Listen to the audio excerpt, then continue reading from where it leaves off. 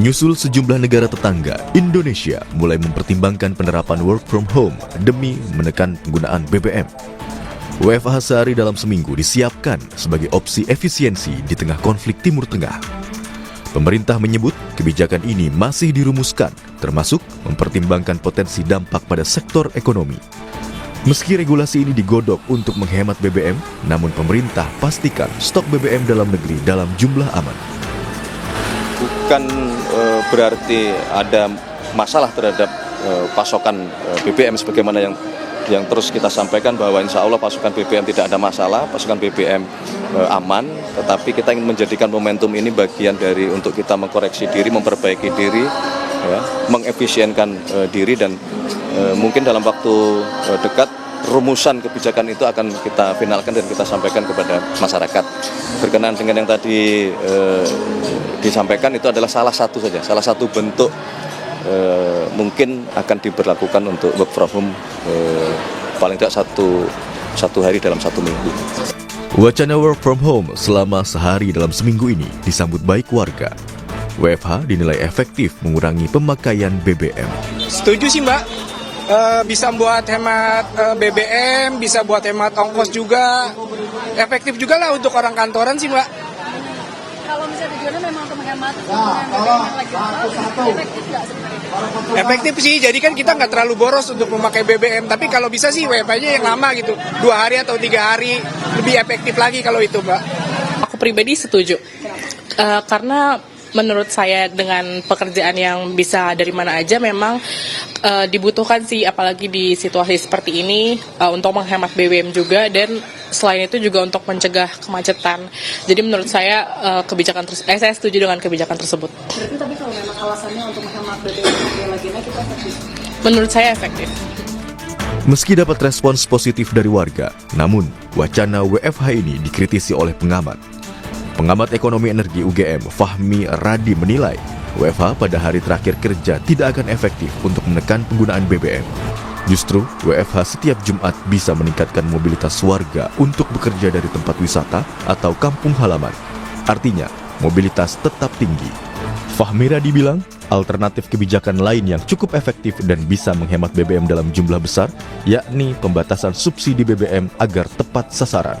Kalau alternatif lain yang sesungguhnya cukup efektif dan bisa menghemat dalam jumlah yang besar, itu adalah bagaimana pembatasan subsidi BBM itu ya, yang selama ini tidak tepat sasaran gitu ya.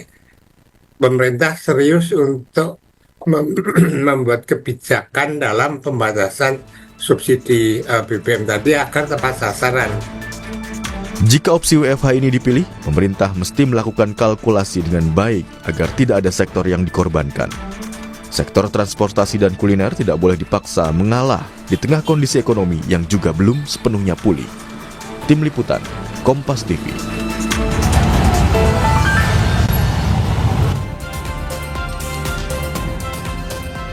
Saudara, dampak dari Perang Timur Tengah yang membuat harga BBM melonjak, pemerintah bersiap untuk mengumumkan opsi bekerja dari rumah atau work from home 1 hari dalam seminggu. Seefektif apa kebijakan WFH 1 hari bisa menghemat penggunaan BBM di Indonesia? Kita bahas bersama dengan pengamat ekonomi energi UGM atau Universitas Gadjah Mada, ada Bung Fahmi Radi, dan juga ada Ketua Bidang Ketenagakerjaan Apindo, Bob Azam. Kita juga masih menunggu anggota Komisi 2 DPR RI dari fraksi Partai Golkar, Ahmad Doli Kurnia, untuk nanti bisa bergabung atau perwakilan dari pemerintah untuk membahas hal ini. Tapi tidak apa, kita sapa dulu narasumber saya, ada Pak Fahmi dan juga Pak Bob. Assalamualaikum, selamat pagi Bapak-bapak. Saya udah hadir. Oke, Pak Doli ternyata sudah hadir. Selamat datang anggota Komisi 2 DPR dari fraksi Partai Golkar, Bung Ahmad Doli Kurnia. Saya ingin ke Bung Fahmi dulu. Bung Fahmi, ini kalau kita lihat ya, tadi Anda menyebutkan bahwa kurang efektif kok ya rasanya kalau ASN ini WFH di hari Jumat. Itu justru dikhawatirkan berpotensi untuk bisa adanya pergerakan tambahan bagi mereka yang ingin berlibur ataupun pulang ke kampung halaman. selain itu, apa menurut Anda jadi seharusnya efektifnya berapa hari nih WFH-nya untuk aparatur sipil negara? Enggak, jadi work from home itu kan memang belum terbiasa itu ya. Ini nanti akan menyangkut masalah working behavior. Nah, ini nggak bisa jangka pendek gitu ya. Nah, kalau kemudian itu jangka panjang, solusi jangka panjang untuk menyelesaikan masalah jangka pendek, penghematan BBM menurut saya kurang tepat gitu ya. Karena tadi misalnya work from home bisa juga berubah work from everywhere gitu ya, bisa dimanapun gitu ya. Yang penting ada wifi. Nah, apalagi itu Jumat misalnya. Jumat nanti long weekendnya lebih panjang. Bisa misalnya dia work dari puncak misalnya atau pulang kampung bisa sambil kerja. Nah, kalau itu terjadi, maka akan tetap ada mobilitas yang membawa kendaraan ke puncak, membawa kendaraan ke kampung halaman, yang itu juga menggunakan BBM, sehingga tujuan untuk mencapai penghematan energi ini tidak akan tercapai. Gitu. Karena memang pemerintah saat ini sedikit pilihan gitu ya.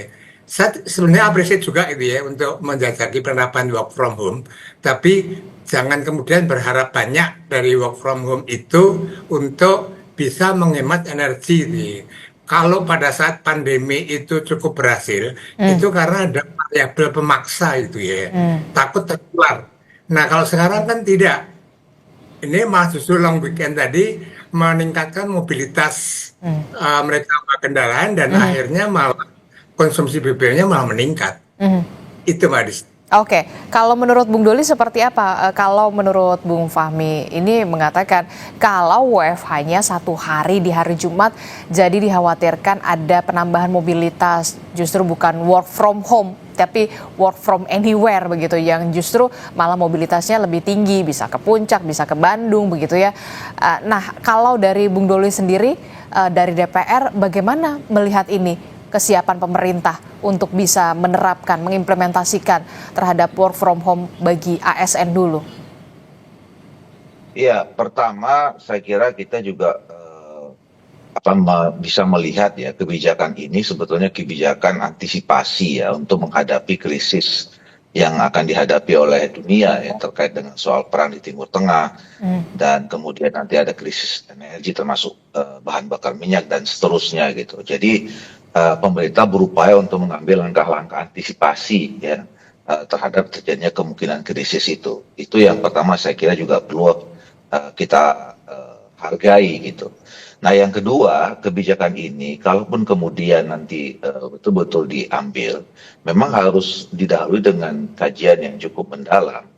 Nah, jangan sampai misalnya kebijakan ini justru tidak efektif ya.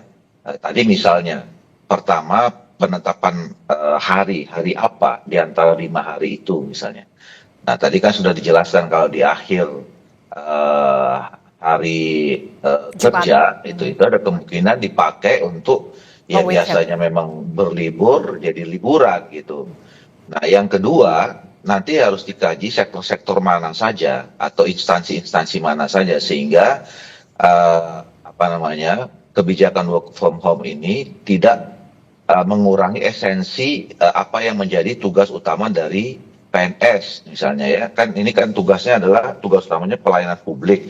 Nah, jangan sampai sektor-sektor pelayanan publik itu malah terbengkalai ya, karena kan itu sebetulnya fungsi utama dari fungsi birokrasi kita gitu.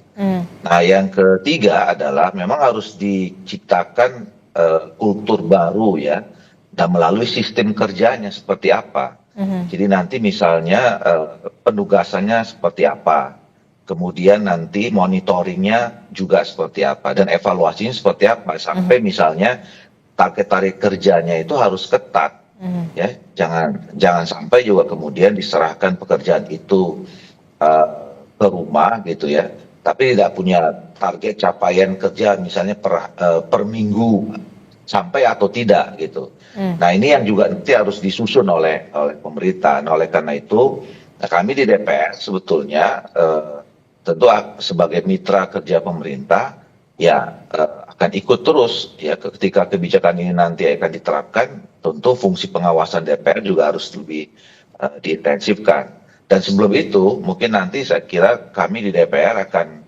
juga mendiskusikan ya kira-kira kalau tadi saya akan harus ada kebijakan dulu yang cukup lengkap disusun.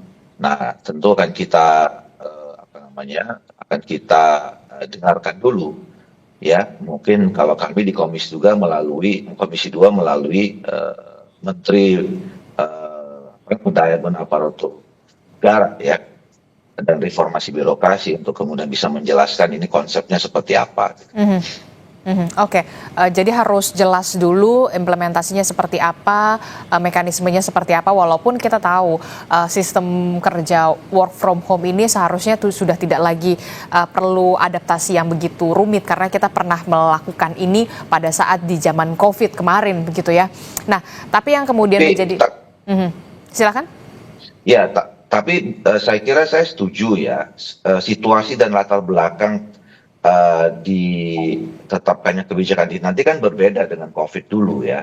Jadi itu nggak bisa dibandingkan apple to apple. Jadi kebiasaan yang dulu itu belum tentu juga bisa ikut yang sekarang karena situasinya kan berbeda. Ya kalau waktu itu maupun di beberapa hari ini kan mereka juga nggak tidak sembarangan untuk bisa keluar rumah. Karena kalau keluar rumah resikonya mati gitu misalnya dan ada wabah gitu. Kalau sekarang kan nggak ada resiko apa-apa kalau keluar gitu. Jadi itu yang menurut saya tingkat pengawasannya dan evaluasi juga harus lebih ketat dibandingkan yang kalau dulu ya. Jadi situasi dulu sangat berbeda dengan yang sekarang. Oke, kalau soal situasi memang berbeda begitu, karena kalau dulu kan kita dipaksa supaya tidak keluar rumah, supaya tidak tertular. Kalau sekarang kan kita diterapkan WFH karena memang untuk menghemat BBM perlu ada pengawasan yang kemudian lebih ekstra ketat supaya mengawasi benar-benar aparatur sipil negara ini bekerja di dalam rumah begitu ya untuk bisa menghemat BBM begitu. Tapi kalau untuk adaptasinya sendiri untuk soal kinerja dan segala macam, saya rasa sudah terbiasa begitu soal itu. Nah, saya ingin ke Bob Azam dulu. Pak Bob, ini kan kalau dari Apindo sendiri bagaimana melihat kebijakan pemerintah untuk bisa menerapkan WFH tidak hanya bagi ASN tapi juga anjuran atau imbauan bagi pekerja swasta. Bagaimana dunia usaha melihat ini? Sebenarnya kan kita sudah punya pengalaman ya sewaktu COVID ya.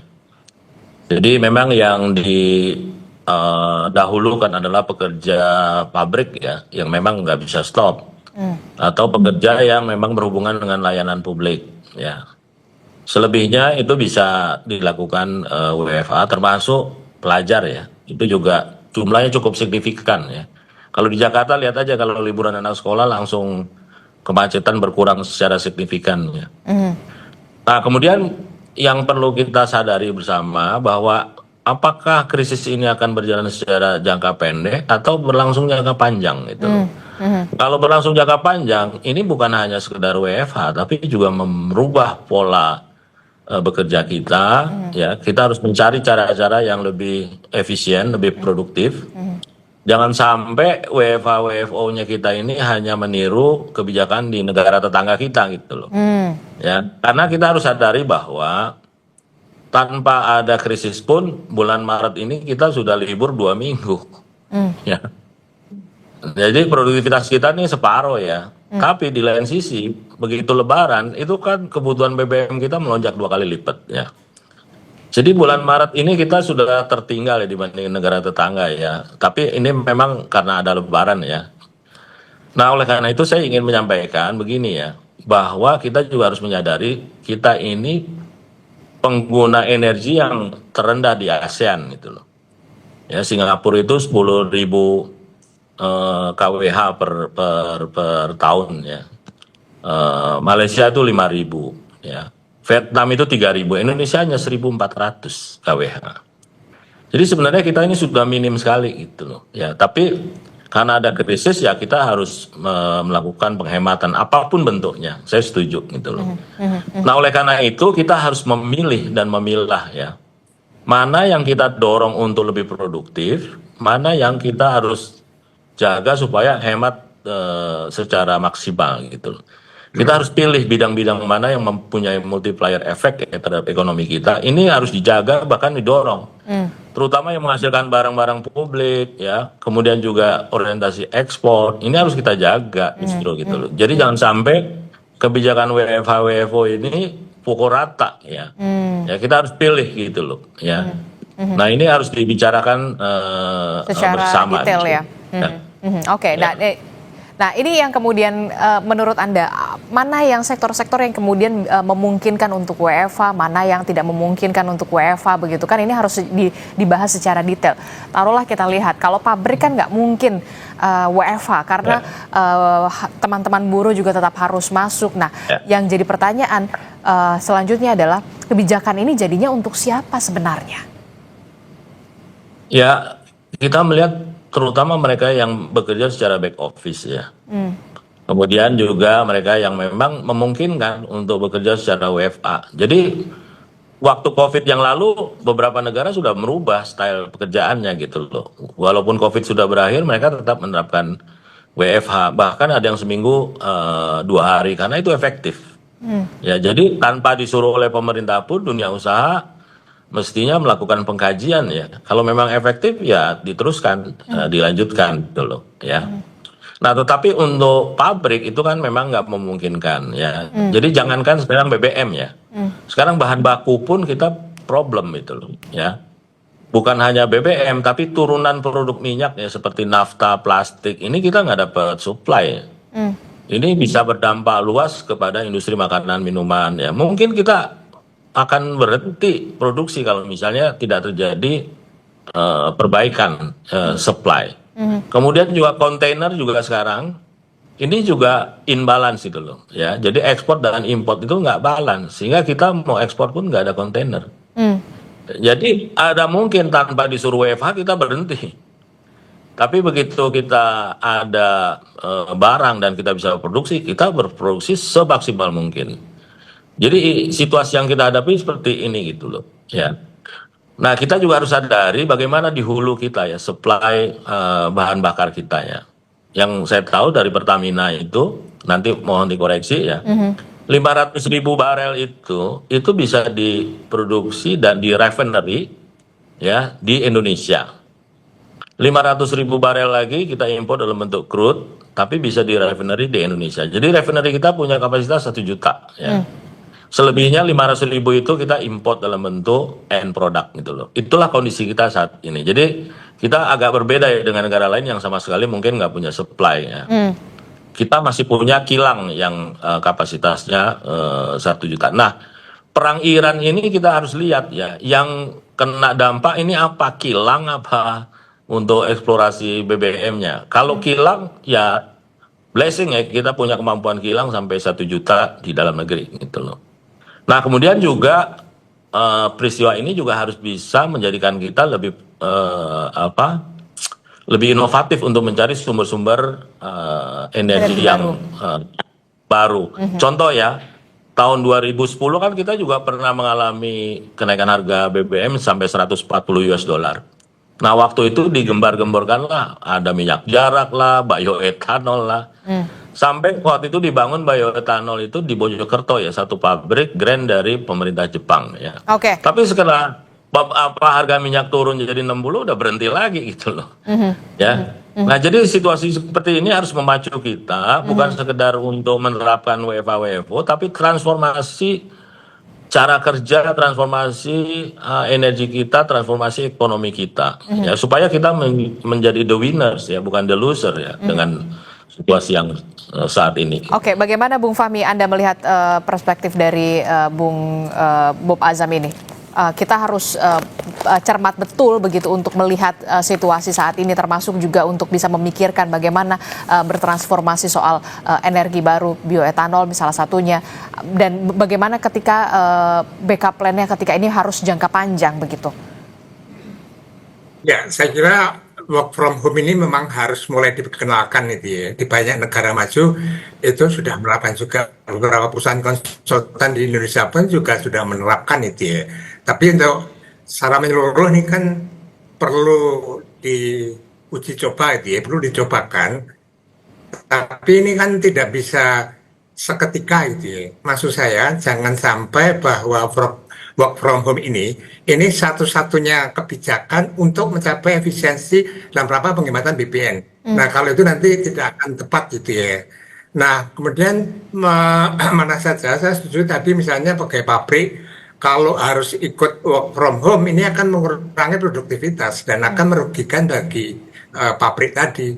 Nah, kemudian yang perlu dipertimbangkan juga kalau kita gunakan cost and benefit analysis, misalnya benefitnya tercapai lah penghematan 20% seperti yang dikatakan Pak Purbaya gitu ya.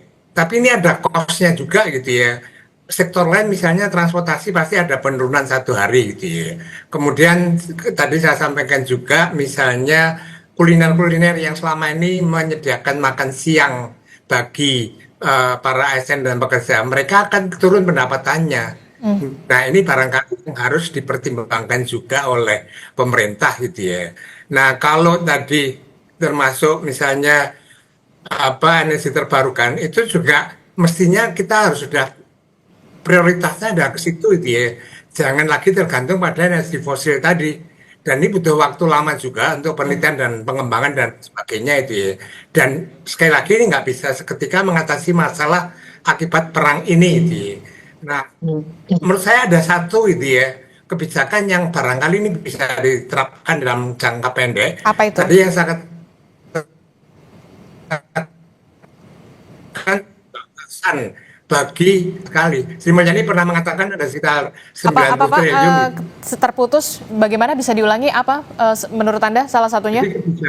Ya, salah satunya adalah pembatasan subsidi BBM agar tepat sasaran. Karena menurut saya, Sri Mulyani pernah mengungkapkan setahun yang lalu itu ada sekitar 90 triliun subsidi yang salah sasaran.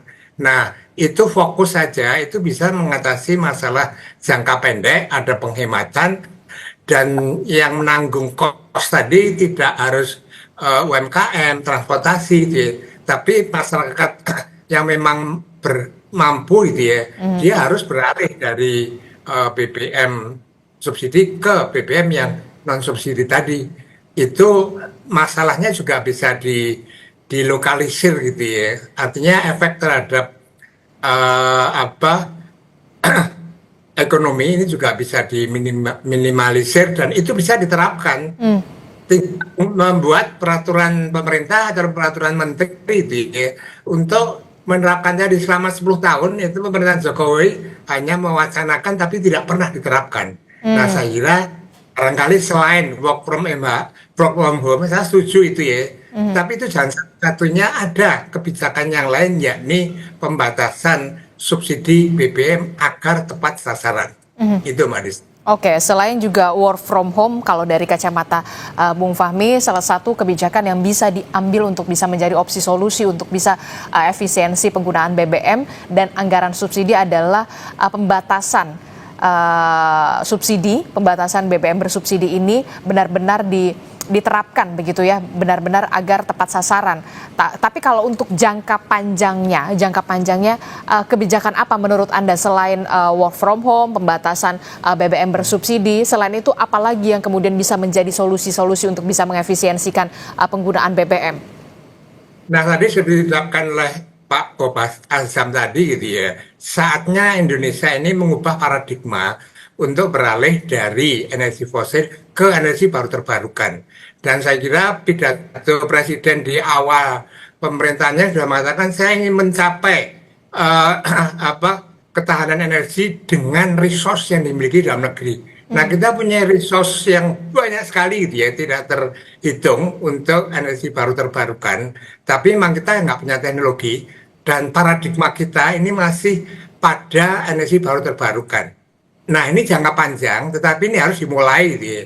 Kalau sekarang hasilnya itu baru B50, E10, ini kecil sekali. Kita masih punya banyak resource yang bisa digunakan, tetapi saya melihat paradigma dari Kementerian SDM itu belum mengarah ke sana gitu ya. Nah, saat ini momentum yang baik gitu ya, untuk mengarahkan fokus pada pengembangan energi baru terbarukan. Sehingga jangka panjang kita tidak akan mengatasi masalah biar ada perang dimanapun, kita bisa survive karena punya ketahanan energi dari sumber yang ada di dalam negeri, bukan dari impor yang harus lewat Selat Hormuz itu, Mbak Disti. Oke, saya ke Bung Doli. Bung Doli, ketika melihat apa yang sudah disampaikan oleh Bung Fahmi, tidak hanya soal work from home, tapi juga ada pembatasan BBM bersubsidi agar tepat sasaran. Nah, kalau dari DPR sendiri, dari komisi Anda, ke depannya apakah pekan ini atau pekan depan setelah semuanya selesai, begitu ya, mudik lebaran, rencananya akan memanggil mitra kerja Anda di pemerintah untuk bisa sama-sama menyusun ini, skema ini akan seperti apa, jadi benar-benar apa harapan jelas dari pemerintah untuk bisa efisiensi penggunaan BBM bisa tepat sasaran atau seperti apa? Iya, tentu tadi seperti yang sudah saya sampaikan juga, kami akan mengundang ya mitra kerja kami yang terkait soal pengambilan kebijakan ini, ya, sehingga memang nanti kebijakan ini betul-betul ada manfaatnya. Nah, tetapi begini, yang perlu kita bangun bersama pertama kali adalah sense of crisis-nya gitu. Ya, bagaimana kita semua, termasuk pemerintah, itu membangun kesadaran kepada seluruh masyarakat Indonesia bahwa kita ini dalam situasi akan menghadapi krisis gitu. Nah, kalau kita lihat fenomena Lebaran ini kan suasananya kan hampir nggak seperti krisis ya.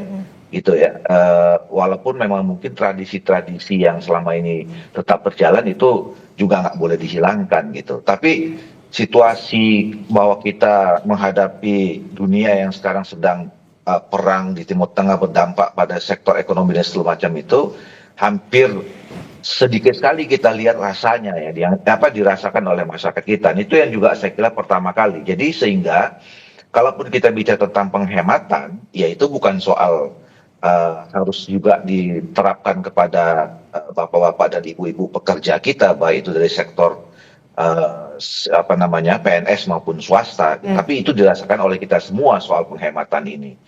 Nah, yang kedua adalah work from home ini kan saya kira memang ini solusi jangka pendek. Betul. Ya. Nah, yang menengah dan ke depan itu saya kira memang harus ada saya sepakat tadi, harus ada transformasi di semua sektor. Misalnya soal sistem kerja kita, ya memang di belahan dunia tempat lain, ya itu memang sudah terbiasa work from anywhere, gitu ya.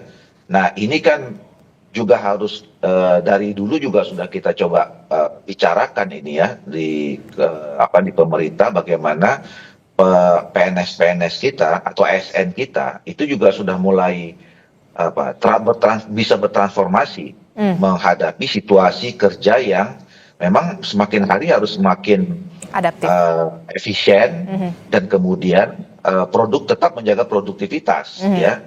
Nah, kan sekarang sudah banyak kerja yang memang tidak perlu lagi tempat fisik kan, semuanya. Nah, itu kan yang kita harus perkenalkan kepada dunia kerja kita sehingga memang bisa lebih efisien.